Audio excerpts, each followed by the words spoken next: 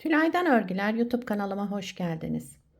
Bugün şöyle güzel bir model başlayacağız. İpim bebe yünü, lastiğimi hazırladım. Bir ters bir düz örerek pirinç modeli yaptım.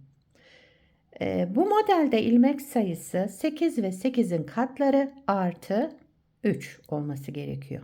Yani her model 8 ilmekten oluşuyor şöyle. En sonuna da 3 ilmek ekliyoruz.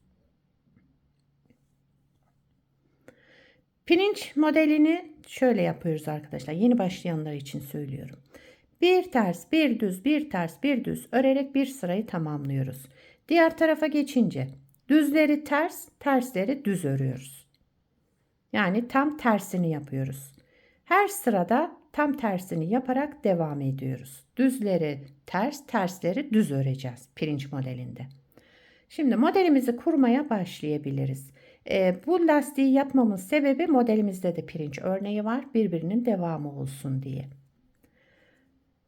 Birinci sıra ön yüzündeyim. Kenar ilmeğinden sonra bir ilmek düz, bir ilmek artırma yaptım. Sıradaki iki ilmeğimi düz örerek sola doğru kestim. Arada 3 ilmek düz ördüm. Şöyle bir sonrakini de 2 ilmeğimizi alarak sağa doğru kesiyoruz.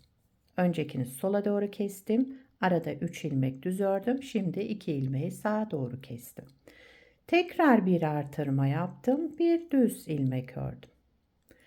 Bir artırma, sıradaki 2 ilmeğimizi sola doğru keselim.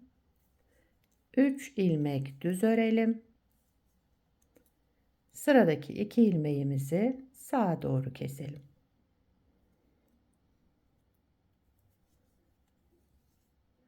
Bir ilmek artırma, bir ilmek düz.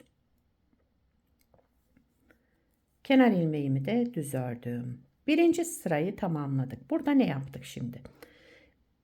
Kenar ilmeğinden sonra bir ilmek düz ördük, bir artırma yaptık. Sıradaki iki ilmeğimizi sola doğru kestik. 3 ilmek düz ördüm. Daha sonraki iki ilmeğimizi de sağa doğru kestik. Tek ilmeğe düşürdük. Bir artırma, tekrar bir düz ilmek böyle devam ediyor. İkinci sıra arka yüzüne geçtim. Şöyle kenar ilmeğinden sonra bütün ilmeklerimi ters örüyorum. Şöyle sıra sonuna kadar ilmeklerimizi ters örüyoruz.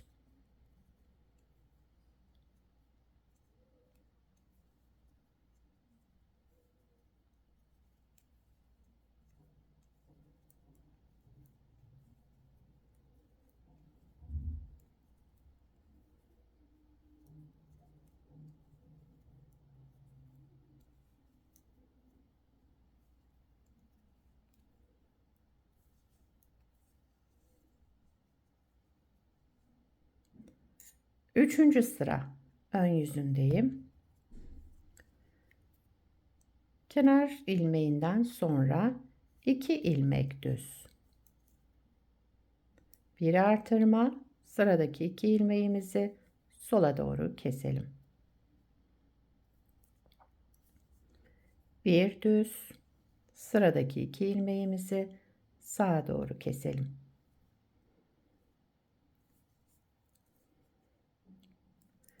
Bir artırma, ortalarda şimdi 3 düzümüz oluştu.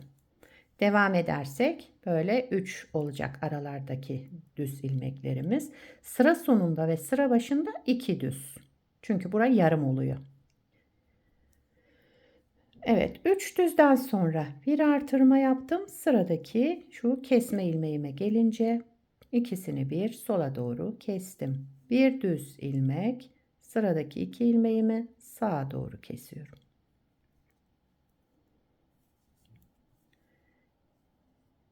Bir artırma, sıra sonunda 2 düz. Eğer devam etseydi bura 3 düz olacaktı. Daha sonra kenar ilmeğimi düz örerek sıramı tamamladım. Dördüncü sıra arka yüzündeyim. Kenar ilmeğinden sonra bütün ilmeklerimi yine ters örerek devam ediyorum.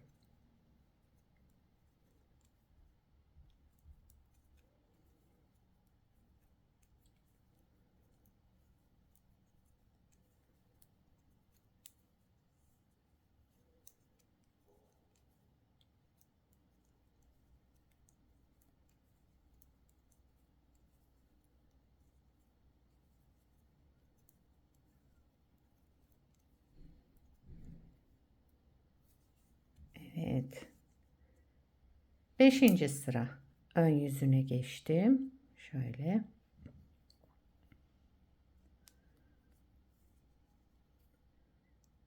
Kenar ilmeğimi örmeden aldım. 1, 2, 3 ilmek düz ördüm. Daha sonra bir artırma yaptım. Sıradaki 3 ilmeğimi, şimdi bu 3 ilmeğimiz kaldı. Üçünü bir toplayarak şöyle sola doğru kestim. Tek ilmeğe düşürdüm. Devamında tekrar bir artırma yaptım. Arada 5 düz.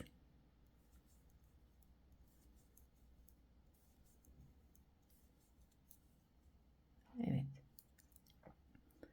Bir artırma. Sıradaki 3 ilmeği üçünü bir topladım. Düz örerek sola doğru kestim.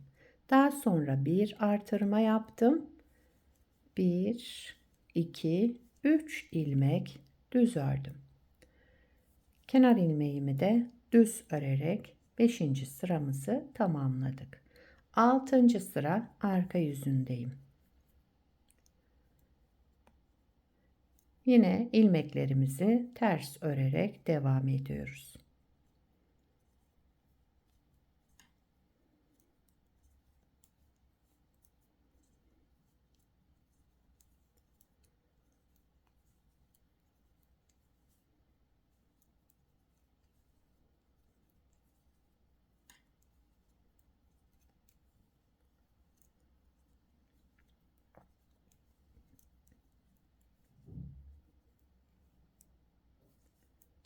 Evet, 6. sıramızı da tamamladık. Şimdi 7. sıra ön yüzündeyim. Yine şu pirinç örneğinden yapıyoruz. Kenar ilmeğinden sonra bir ilmek düz, bir ilmek ters. Bir düz, bir ters örerek devam ediyoruz.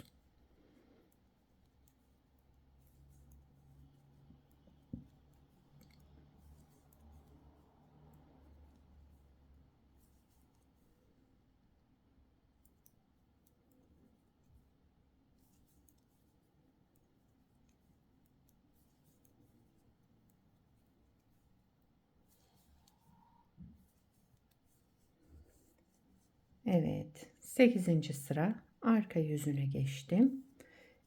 Bunu 12 sıraya tamamlayacağız. Şimdi bakın, ters olan ilmeğimi düz ördüm. Düz olan ilmeğimi ters ördüm burada.